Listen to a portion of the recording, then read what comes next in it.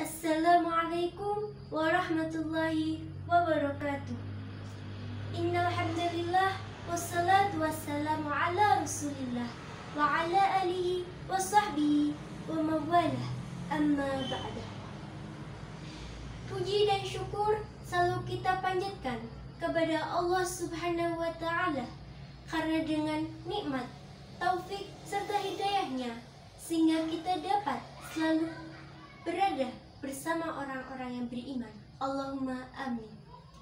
Salawat serta salam selalu tercurahkan kepada baginda Nabi Agung Muhammad Sallallahu Alaihi Wasallam yang diutus oleh Allah Subhanahu Wa Taala ke muka bumi ini sebagai rahmatan lil alamin, pemimpin para manusia. Bapak, Ibu guru, Dewan Juri yang saya hormati, serta teman-temanku yang saya sayangi. Izinkanlah saya di sini menyampaikan dakwah dengan judul Menuntut Ilmu. Kita dilahirkan di dunia ini tanpa ilmu, tidak berilmu. Oleh karena itulah Allah Subhanahu wa taala serta Rasulullah Shallallahu alaihi wasallam mewajibkan kita untuk menuntut ilmu. Untuk apa menuntut ilmu itu? Tentu saja sebagai bekal kita menjalani kehidupan di dunia maupun kelak di akhirat. Dalam salah satu hadisnya, Rasulullah Shallallahu Alaihi Wasallam bersabda, "Talabul ilmi fardhatun ala kulli muslimin wal muslimat," yang berarti setiap orang menuntut ilmu itu wajib bagi muslim laki-laki maupun muslim perempuan. Menuntut ilmu bukan hanya tentang ilmu pengetahuan yang biasa dipelajari di sekolah, tapi tentang ilmu agama, tentang ilmu pengetahuan sosial, tentang ilmu bermasyarakat.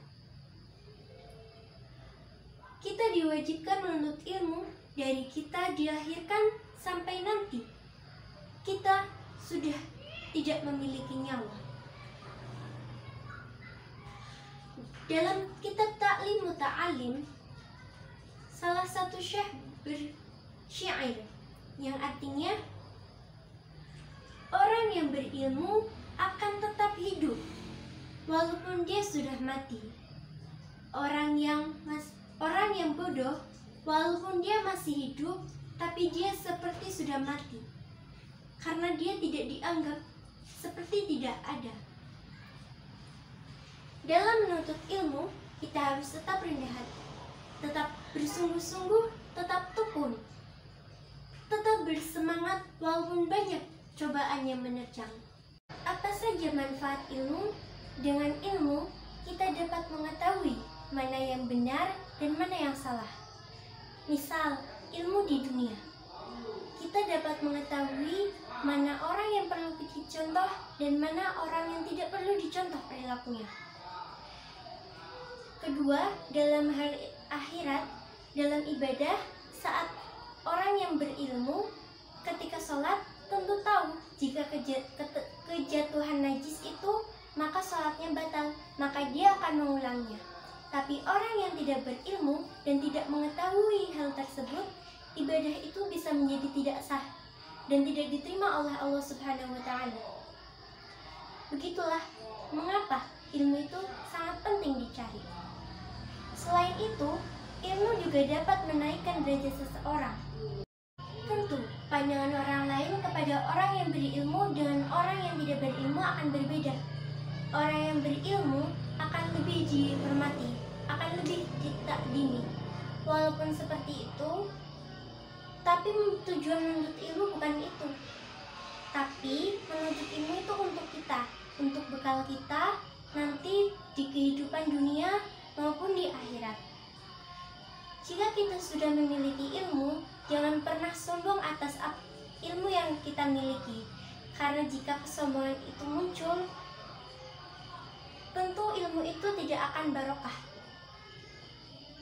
Apalagi jika sampai sombong kepada guru kita, itu tentu akan tidak sangat bermanfaat ilmu yang kita miliki.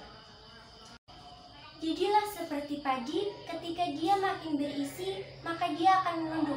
Artinya apa? Jika kita makin berilmu, maka kita makin taklim, makin beriman kepada Allah Subhanahu wa Ta'ala, bukan kita makin sombong.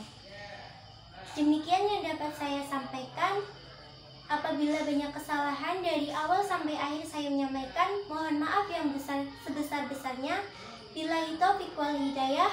Wassalamualaikum warahmatullahi wabarakatuh.